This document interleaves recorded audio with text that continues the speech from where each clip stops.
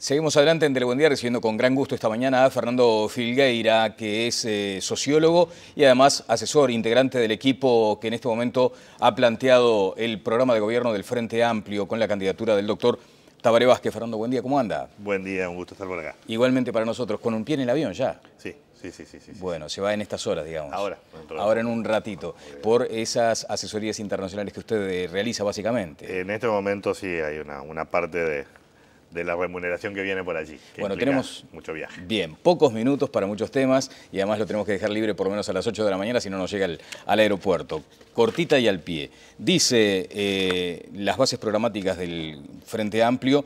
Sin embargo, hablando de la educación, uno de los elementos que marcaron estos años de gobierno junto con la atención de las urgencias planteadas fue la dificultad como fuerza política para construir una agenda compartida de discusiones, temas y acciones en educación. ¿A qué se refiere? A ver, se refiere a lo siguiente, se refiere a que hay un reconocimiento por parte de la fuerza política y un reconocimiento que debería ser extensivo a las fuerzas políticas del país, de que la forma en que fuimos debatiendo y construyendo nuestra agenda educativa no contó con la rapidez y el dinamismo que hubiéramos deseado en algunos casos, sobre todo para entrar en algunos temas centrales, pero que yo creo, y acá está la buena noticia, sí, que en los últimos 3, 4 años se ha generado a nivel de país una discusión educativa, un debate educativo desde la sociedad en su conjunto, pasando por los técnicos, pasando por los diferentes actores políticos del país y de la educación, que ha permitido un avance sustantivo en el diagnóstico, en identificar algunos rumbos fundamentales y hasta en algunos casos en generar consensos en torno a algunas herramientas que quisiéramos. ¿No se elude la autocrítica? Por supuesto que no, es decir, lo dijo el doctor Vázquez. La autocrítica es un elemento fundamental y lo ha sido históricamente de la fuerza política. Y por otra parte, está claro que cuando uno mira lo que ha sucedido en los últimos 30 años en el país en materia educativa, incluido por supuesto los 10 años del Frente Amplio, se han hecho avances muy importantes en los 30 años, de diferente tipo, ¿sí? Pero no se han atacado algunos cuellos de botella fundamentales que creo que hoy todos comprendemos mejor. Vamos a apuntar a eso. Si se me permite la denominación, en este proceso de ensayo y error, ¿dónde estuvo el principal error? A ver, yo creo, si uno tuviera que identificar el principal problema que existió en el sistema político en su conjunto y en el Frente Amplio en particular, fue la capacidad de entender que frente a los cambios que se venían produciendo en el país, sumado a los propios cambios que se venían produciendo en la composición de la población educativa, ¿sí?, los cuellos de botella que enfrentábamos no eran de instrumentos marginales, ni siquiera de algunas herramientas importantes, sino de concepción institucional y estratégica del sistema. O sea, era un tema más filosófico que práctico, digamos.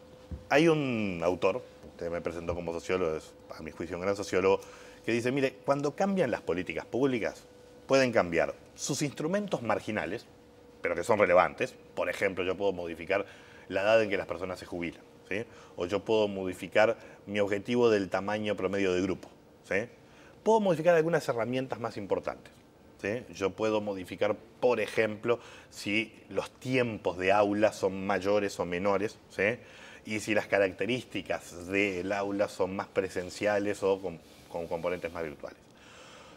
O puedo modificar ya no esos dos aspectos, sino el para qué, ¿sí? Ahí yo estoy modificando el paradigma. Claro. ¿Sí? Estoy modificando, como ha señalado Vázquez, que es el paso que tenemos que dar, el ADN. En particular, el de la educación media. ¿Sí? ¿Por qué? Porque la educación media, su ADN histórico, era de selectividad para la universidad.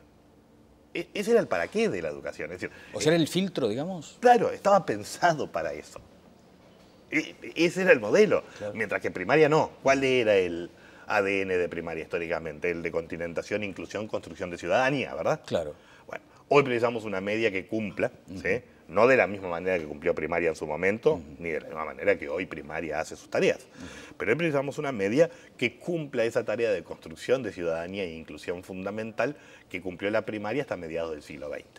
Entonces, allí, en la magnitud del cambio que requeríamos, ¿sí?, yo creo que efectivamente hubo ensayos, hubo errores, como usted señaló, pero lo que no hubo fue la capacidad de decir, bueno, pero entonces el rumbo estratégico es el de un cambio estructural y por lo tanto un cambio de mediano y largo plazo que va a implicar enfrentar más resistencias, que va a implicar un esfuerzo fiscal nuevamente no menor, ¿sí?, y que va a implicar sin duda una transformación de los herramientales que articulan el para qué del sistema. Bien, bueno, usted ha sido franco y valiente en algunas declaraciones, ha defendido lo que fue algún aspecto de la reforma Rama en su momento.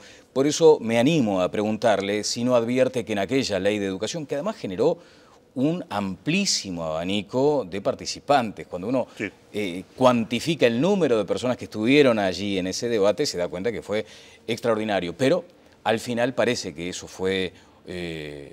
o que tuvo aspectos erróneos, equivocados. Usted dice la ley de educación que se aprueba durante el periodo del Frente Amplio. Exactamente.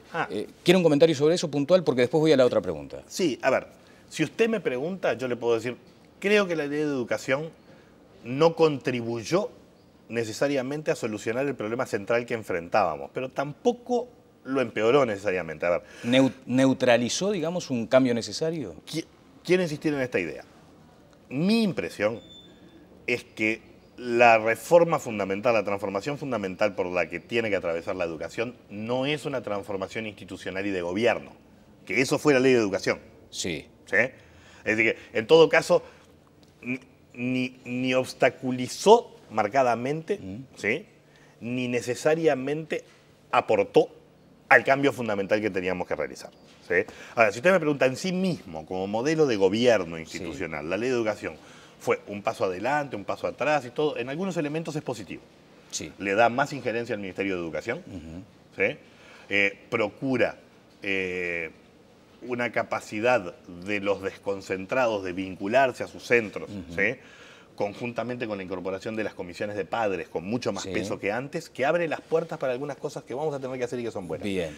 En la parte en donde creo que la ley de educación tiene algunas complejidades es en que genera muchas estructuras de toma decisional que hacen más difícil la toma de algunas decisiones para cambios estructurales. Me parece que usted sospechaba hacia dónde apunto, porque básicamente de eso se trata, de la complejidad en la toma de decisiones y de la acusación que ha venido, por ejemplo, de sectores de la oposición respecto al peso, a la incidencia fuerte de la corporación docente en la toma de decisiones. Pero ahí sí le voy a argumentar que no ese es el problema central. Uno puede estar de acuerdo o en desacuerdo por razones filosóficas, etcétera. Yo sé que lo ha planteado el Partido Nacional, que cree que no es correcto que las corporaciones participen con voz y con voto dentro de esto. En muchas instancias de diferentes ámbitos, el Banco de Previsión Social nuestro, participan las corporaciones, etcétera. No es algo modificable desde su punto de vista, eso. Creo que no es el centro del problema. Bien.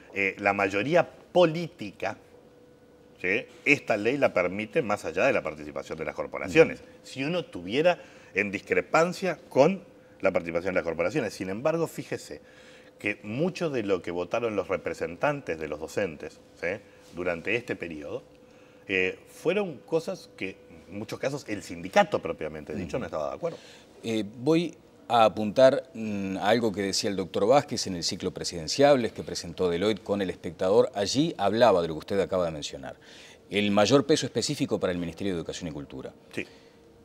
Y además, la decisión final a cargo del Poder Ejecutivo. ¿No es un cambio, acaso, en este paradigma que hasta ahora se venía aplicando? Correcto, es utilizar dentro de los mecanismos que habilita hoy la Ley de Educación en forma más potente aquellos que le han dado una presencia mayor al Ministerio de Educación. O sea, la última palabra pasa a ser del Gobierno Central. En lo que tiene que ver con los grandes rumbos de la educación, no en lo que tiene que ver con la gestión técnica de esa educación, en donde la autonomía constatada y validada en esta ley de educación tiene que ser respetada. Lo que pasa es que hay debates que hacen al para qué, digamos, es decir, ¿qué país queremos? qué educación queremos para ese país y cuál es el gran lugar que ocupa la educación en esa construcción, eso no es un debate solo del sistema educativo, eso es un debate del sistema político en su conjunto. ¿No está debilitado en esta acción el Ministerio de Cultura? En la posibilidad de tomar estas decisiones. Exacto. Con respecto a un modelo en donde gobernara solo el Ministerio de Educación y Cultura, sí, no tengo duda. Sí, Uruguay ha tenido siempre una tradición de autonomía y de desconcentrados dentro de esa autonomía que hacen más complejas las tomas de decisiones. ¿Pero usted no le inyectaría más vigor hoy al MEC? Sí, dentro de los parámetros que la ley de educación, que la ley actual de educación permite. ¿Por qué? Yo creo que es mejorable la ley de educación y que podríamos plantearnos una reforma que le diera aún más potestades a ese poder ejecutivo desde un punto de vista formal. Creo que perderíamos tiempo en un cambio que, si hay voluntad política para conformar las autoridades de la educación, no es el sustantivo. Bien, Fernando, dígame, sin caer en lo trágico, algunas personas de pronto lo plantean así, pero ¿se puede hablar en materia educativa de la década perdida? De las 4 décadas perdidas, si usted quiere. Bueno, a ver, avance sobre ese concepto. 4 incluida entonces esta última. Sí, yo creo que en verdad, digamos, decir perdidas es muy fuerte a las 4. Pero a ver, tenemos un primer problema. Sí. Estas cosas hay que diagnosticarlas correctamente, no por un tema de botín político, de quién se queda con la razón de qué hizo bien y qué hizo mal, sino para entender de dónde venimos, para darnos cuenta de dónde tenemos que salir. Es decir, la idea de que no hay pasado y de que solo hay futuro es un error. Tenemos efectivamente que analizar los errores y los aciertos cometidos en esta década y en décadas anteriores, porque los procesos educativos son de largo plazo. Claro. El primer problema, el pecado original, si querés, el que tenemos es el siguiente. Nosotros masificamos la primaria en un periodo, en un país optimista, en un país en construcción, en un país que invirtió en términos económicos notoriamente. Cuando masificamos nuestro sistema de educación primaria en los años 20, 30 y 40, esa era la realidad. Nosotros masificamos nuestro sistema de educación media en la peor época del país. Lo empezamos a masificar a finales de los 60 en plena crisis y lo masificamos durante buena parte de la dictadura, con recursos absolutamente insuficientes. Luego tenemos un periodo que va del 85 al 2005, en donde intentamos diferentes cambios. Y yo siempre he señalado que hay un conjunto de cambios que se dieron en diferentes gobiernos que a mí me parece que son razonables. Lo hicimos de nuevo con muy pocos recursos, ¿sí? Esa incapacidad de volcar más recursos, ¿sí?, al sistema educativo en su conjunto, implicaron daños concretos al sistema, ¿sí? Luego tuvimos el problema de continuidad y de estabilidad de las transformaciones. Cuando intentamos transformaciones más profundas, como fue el proceso de reforma que impulsó Germán Rama en su momento en el gobierno de Sanguinetti, que tenía puntos interesantes que yo siempre he defendido, no logramos en su implementación generar los acuerdos nacionales ni los acuerdos docentes para que esos procesos luego no se revirtieran, ¿sí? No podemos cometer el mismo error. Esto tenemos que hacerlo con los docentes. ¿Y eso no se logra por este tironeo de botín político, dice usted? ¿O lo entienden esos términos? Por múltiples cosas. No, por múltiples cosas. También por cómo se implementó esa reforma en su momento. Ajá. Recuerde, uno de los elementos centrales de esa transformación en educación media es la construcción del modelo de áreas. ¿Sí? Claro. El modelo de áreas directamente suprime un conjunto de asignaturas, ¿sí?, y agrupa en áreas las típicas asignaturas de ciencias sociales, de ciencias naturales, y luego deja matemática y lenguaje, ¿sí?, como otras grandes asignaturas.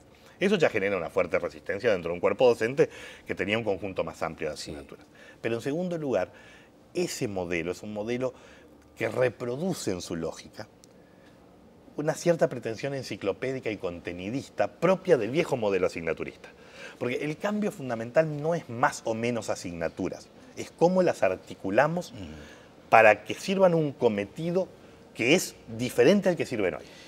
Que es un cometido de competencias y capacidades y no un cometido de contenidos. ¿Usted entiende que ese concepto de la educación por anillos no compatibiliza, no es compatible con aquello del educando como centro? Creo que en el fondo, a ver... ¿Pero hay incompatibilidad allí? Sí, yo creo que el modelo planteado por Anillos, tal y cual yo lo leí, sí, y lo entendí, pero yo conozco mucho a Pablo da Silveira y creo que él debe tener una concepción con matices con respecto a esto también, por más que lo ha presentado en diferentes instancias. Sí. Mi impresión es la siguiente. ¿Pero está diciendo algo que no siente da Silveira, digamos? No, yo creo que él cree en esta modalidad de Anillos. Yo discrepo con ella, sí, pero creo que a veces cuando uno hace la crítica, siempre hace una crítica a una versión más simplificada que la otra persona puede tener en la cabeza. Bien, me parece correcto. que es de honestidad Bien. intelectual y profesional plantearlo. Digo lo siguiente, y este es el corazón para mí de una parte del debate que tenemos que plantear. La clave es pasar de un modelo que se basa en lógicas de asignaturas y contenidos, ¿sí?, en donde las asignaturas están autorreferidas a sí mismas. Ahora le voy a poner un ejemplo bien concreto, porque a veces cuesta entender eso. Es cierto. A un modelo de capacidades, habilidades y competencias, ¿sí?, que durante mucho tiempo estos términos no eran muy aceptados dentro también del debate de izquierda, y yo creo que hay que incorporarlos plenamente. ¿Cómo se hace el pasaje de lo uno a lo otro? El ejemplo fundamental es el siguiente. ¿Sigue importando, por ejemplo, el hiato y el diptongo? Por supuesto.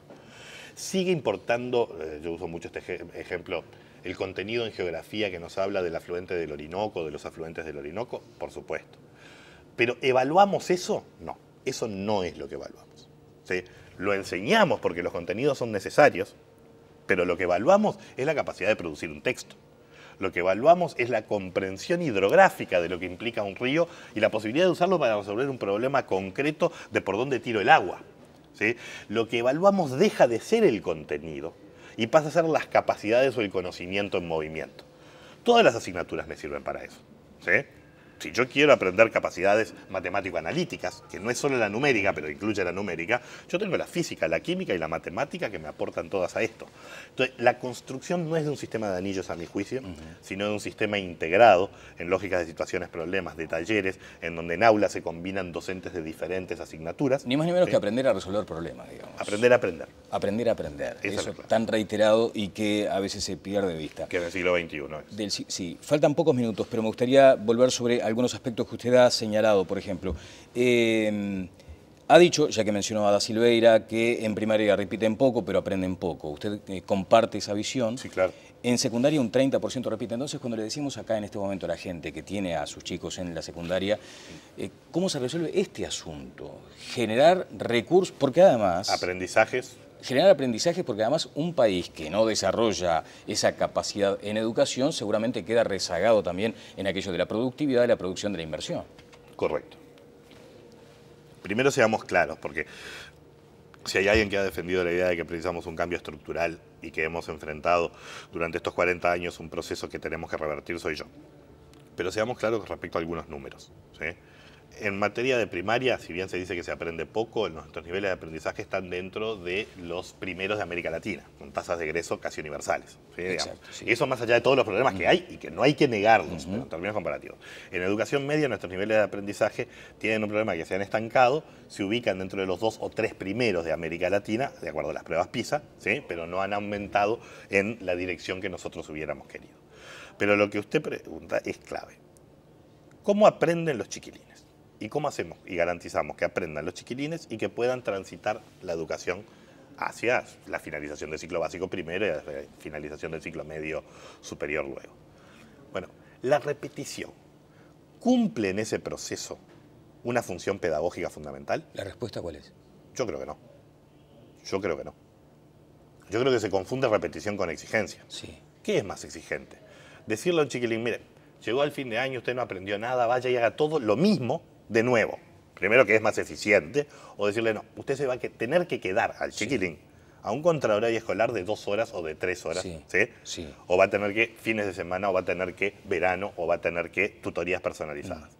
¿Qué es más exigente?